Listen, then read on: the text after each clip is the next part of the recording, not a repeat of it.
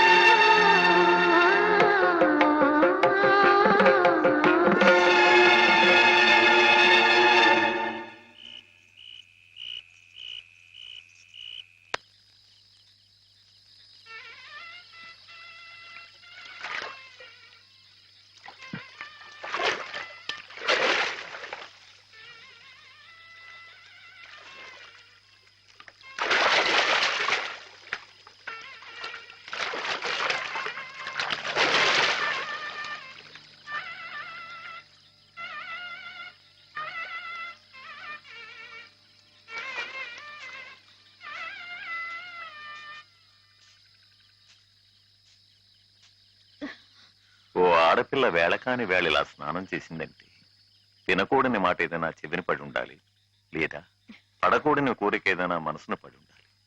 అవునా అమ్మా? రాత్రి శివుడి వేషంలో ఉన్న మాధవ్ పక్కన నేను పార్వతిలా నిలబడాల్సి వచ్చింది బాబా. పార్వతిలా నటిస్తేనే స్నానం చేశావు. రేపు ఆ శివుడి పక్కన పార్వతిలా జీవించాల్సి వస్తే?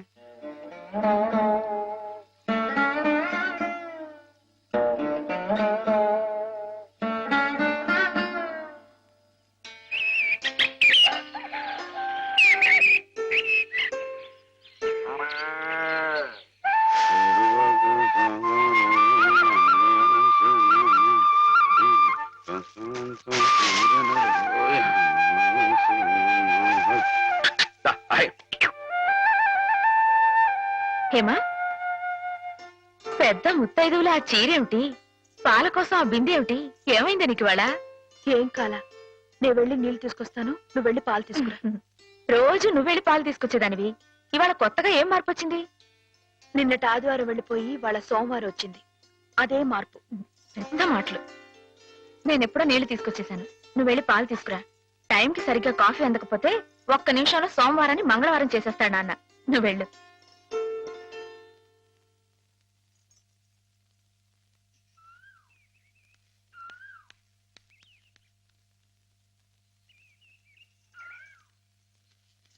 రండి రండి. ఏంటమ్మా గారు ఆలస్యం లేచారంటండి? కళ్ళు కలవల్లా ఉన్నాయి. పాలు పాలు రెడీయేగానండి. రాత్రి స్టేజ్ మీదకి అసలు నిజంగానే ఆదిశక్తి వచ్చినట్టుందండి. చూశారు కదండి రాత్రి మీరు వచ్చిన వంగత వాళ్ళందరినీ ఎలా ఉతికి పారేశానో. పాలు రాత్రి దెబ్బతో నాకు గట్టి నమ్మకం వచ్చేసిందండి. నాకు ఎప్పుడు ఏ ఆపద వచ్చినా మీరు వచ్చి కాపాడేస్తారని. నువ్వు జాగ్రత్తగా ఉంటే నీకు ఆపదలు ఎందుకు వస్తాయి? అసలు ఎదుటివాడిని చదవగలిగే లౌక్యం నీకు రావాలని రోజు దేవుడికి దండం పెట్టుకుంటున్నాను. నిజమా అమ్మాయి గారు? రోజు నా గురించి మీరు దేవుడికి దండం పెట్టుకుంటారా? పాలు సరే చూడు. బాగుంది నాన్న, బాగుందండి. శుభం. మరి అబ్బాయికి అమ్మాయి నచ్చింది కాబట్టి ఆ ఇచ్చిపుచ్చుకోవడాలు కూడా మరి ఎవరండి బాబు, అబ్బాయి గారికి అమ్మాయి గారు పాస్ అయిపోయి సరే అండి, మరి అమ్మాయి గారికి అబ్బాయి గారు పాస్ అవ్వట్లేదు ఏంటండి? అయ్య బాబా. వెళ్తాం గారు, మిమ్మల్ని కొంచెం అలా బయటికి రండి. రండి. అమ్మాయి గారు, మీకు పెళ్లి కొడుకు అన్ని విధాలా నచ్చితేనే ఈ పెళ్లి జరుగుతుంది, లేకపోతే జరగదు. చెప్పండి, మీకు అబ్బాయి నచ్చాడా? ఆడపిల్లలు నువ్వు ఇట్ట అడగగానే అట చెప్పేస్తారా? రైటే లేండి, ఇటప్పుడు కొంచెం ఇరకాడంగానే ఉంటుంది. ఓ పని చేయండి, అబ్బాయి మీకు నచ్చితే నవ్వుతూ తలదించుకోండి, నచ్చలేదు అనుకోండి కోపం నాకేసి తిరిగి చూడండి. అయ్యి బాబాయ్, అదేంటండి? అటు నవ్వు కాదు, ఇటు కోపం కాదు, అటు బాధగా చూసి అర్థం ఏంటండి? నాన్నని, చెల్లెల్ని, మిమ్మల్ని అందరినీ వదిలి వెళ్ళాలంటే బాధగా ఉంది. రైటేనండి, ఆడపిల్ల అంటే అంతే కదండి. పాప రేపు హేమ గారు కూడా అంతేలే.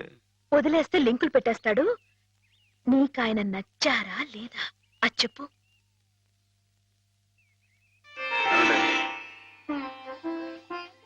పాస్ అయిపోయినట్టే. మా అమ్మాయి గారికి అబ్బాయి గారు పాస్ అయిపోయారండి. ఇక పెళ్లి ఏర్పాటు చేసేసుకోండి. శుభం. అయితే కట్న కానుకల విషయాలు కూడా మరి ఏమండోయ్, మేమే బంగారం లాంటి ఆడపిల్లలు ఇస్తుంటే ఇంకా ఎదురుడుతారండి బాబు. నువ్వు ఊరుకో. సంతలో పశువుని పెట్టి బేరం ఆడినట్టు నన్ను మధ్యలో పెట్టి బేరం ఆడడం నాకు సుతరాం ఇష్టం లేదు. నేను అలా బయట నుంచి ఉంటాను, మీరు మాట్లాడుకోండి. మావాడు చిన్నప్పటి నుంచి అంతేలేండి. కొన్ని పద్ధతులున్న మనిషి, మధ్యతరగతి వాళ్ళం కదా. తప్పని తెలిసినా కొన్ని బాధ్యతలను నెరవేర్చడానికి కొన్ని పనులు చేయక తప్పదు. మరి ఏమంటారు బావగారు? అవన్నీ ఎందుకండి, ఆ పుచ్చుకునేది ఏదో ఒక ముక్క మా మనసులో వేయండి.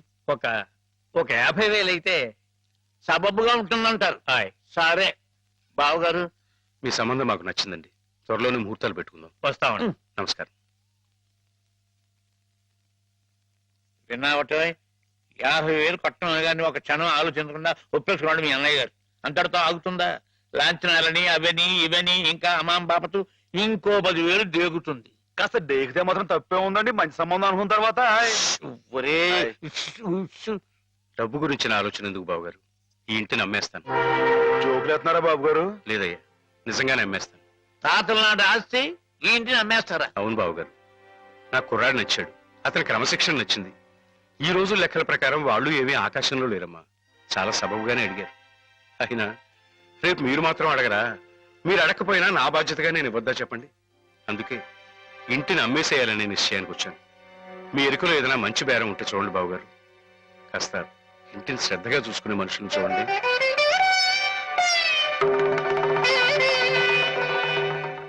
బామ్మగారు. ఎవరు? మాధవ. హాయ్. రా బాబు కూర్చో. మా వెధవా ఇంట్లో లేడు. నేను మీతోనే పని నుండి వచ్చానండి. నా కోసమా? ఉమ్. ఏమిటి బాబు? నేను మిమ్మల్ని ఒకటి అడుగుతానండి, మీరు కాదనకుండా నాకు మాట ఇవ్వాలి. ఏమిటది? ముందు మాట ఇవ్వండి, తర్వాత చెప్తాను. సరే, మాట ఇస్తున్నాను. ఏమిటో చెప్పు. ఇదిగోండి, ఈ డబ్బు తీసుకోండి. డబ్బా? హాయ్. ఎందుకు?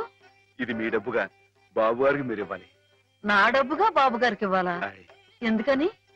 లలితమ్మ గారికి మంచి పెళ్లి సంబంధం కుదిరిందండి. 50,000 దాకా కట్నం అడిగారు. ఆ డబ్బు కోసం బాబు గారు ఇల్లు అమ్మేస్తున్నారు. ఇల్లు అమ్మేస్తే ఆయన ఏమైపోతారు పాపం? అందుకే కదండి ఈ డబ్బు ఇస్తున్నాను. నాకు ఎప్పటి నుంచోనండి బాబు గారి పుస్తకం వచ్చేయించాలన్న చిన్న ఆలోచన ఉందండి. ఆ కోరిక ఉపయోగించుకుని ఈ డబ్బు బజార్ కింద ఇచ్చామనుకోండి, ఆ పెళ్లి ఖర్చుకి ఉపయోగపడుతుంది, ఆ ఇల్లు నిలుస్తుందండి. అవును, ఇంత డబ్బు ఎక్కడిది నీకు? అప్పు చేశావా?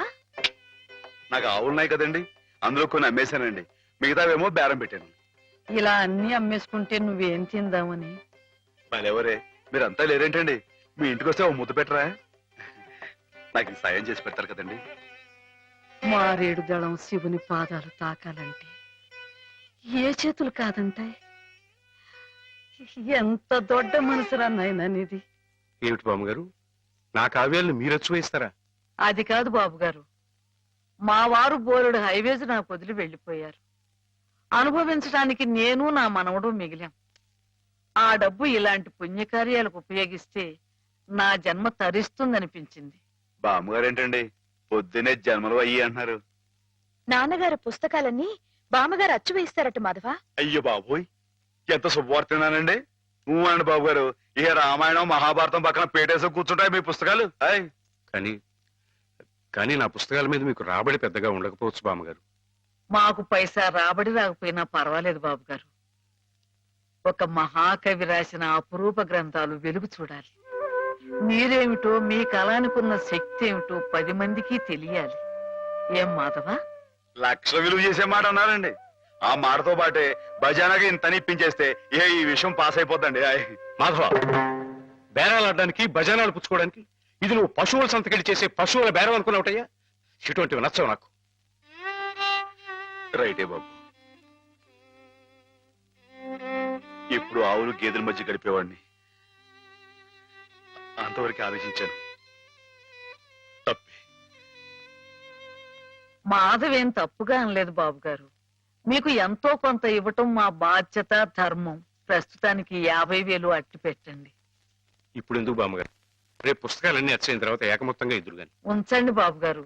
పెద్దమ్మాయి గారు పెళ్ళని కూడా అనుకుంటున్నారట కదా, దేనికైనా అక్కడికి వస్తుంది. బామ్మగారు మాట కాదనకండి బాబు, ఉంచండి. మన అవసరం పాస్ అయిపోతుంది. ఇచ్చేయండి.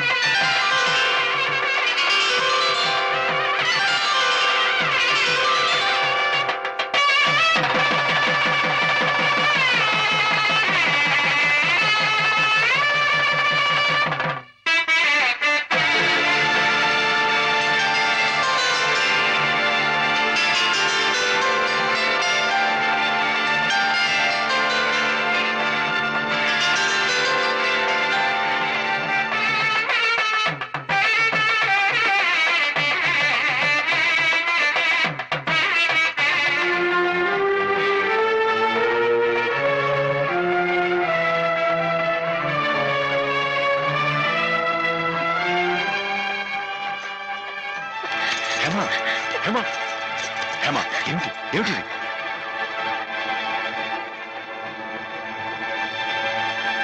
ఏంటండి అమ్మాయి గారు, ఏమైందండి? ఏం లేదు.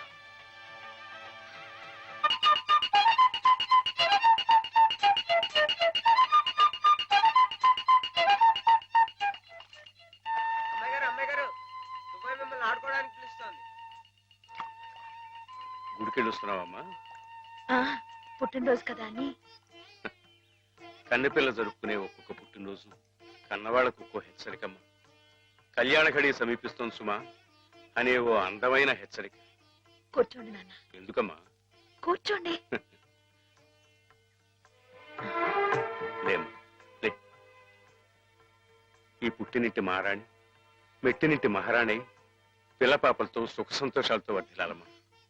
అన్నట్టు మీ అక్కయ్య నీకు ఉత్తరం రాసిందమ్మా. ఏం రాసింది నాన్న? నీకు పుట్టినరోజు శుభాకాంక్షలు పంపింది. నువ్వు కూడా దానికి వెంటనే శుభాకాంక్షలు అందజేయాలి సుమా. దేనికి?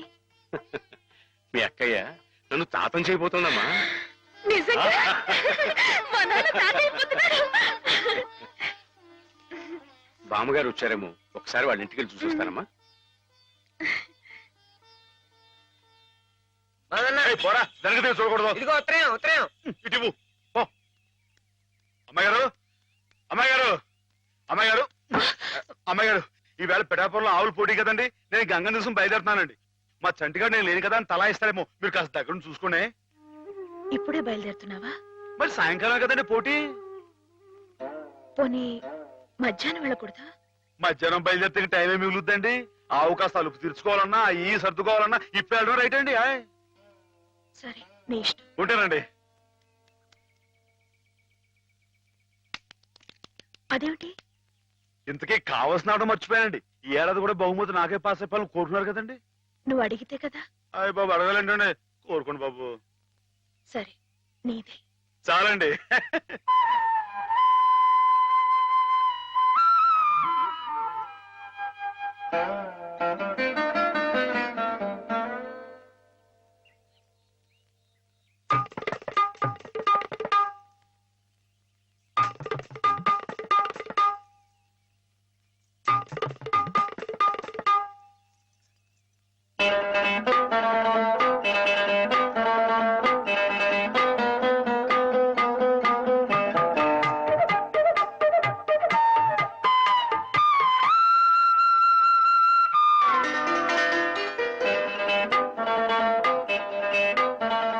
అమ్మాయి గారు అమ్మాయి గారు అమ్మాయి గారు అయ్యో ఇంకా పడుకున్నారేంటండి ఈవేళ మీ పుట్టినరోజు లేవండి అబ్బా లేవండి రండి. కూర్చోండి ఇదిగోండి ఈ ఎన్నపూస ఒంటికి రాసుకుని ఈ మేగడతో మొహం రుద్దుకుని ఈ పాలతో తలారా స్నానం చేయండి. పాలతో స్నానం చేయడానికి నేనేం దేవతనా? కాకపోవడం ఏంటండి అంతకన్నా ఎక్కువేనండి. రానంటే చంపేస్తామని వచ్చాను కానీ లేకపోతే వాళ్ళు వచ్చేవాడు కదా బాబు. ఏం పాపం? అంతర్వేది వెళ్లాల్సింది. ఎందుకో? మా ఆవిడ సముద్ర స్నానం చేద్దాం రమ్మంది. ఏమిటి విశేషం? ఇవాళ కార్తీక పౌర్ణమయ్యా బాబు. అందుకే కాబోలు అమ్మాయి గారు మధ్యాహ్నం వెళ్ళకూడదా అన్నారు. బండలకు తిప్పు. దేనికి? ఈ ఏళ అమ్మాయి గారు పుట్టినరోజే బాబు.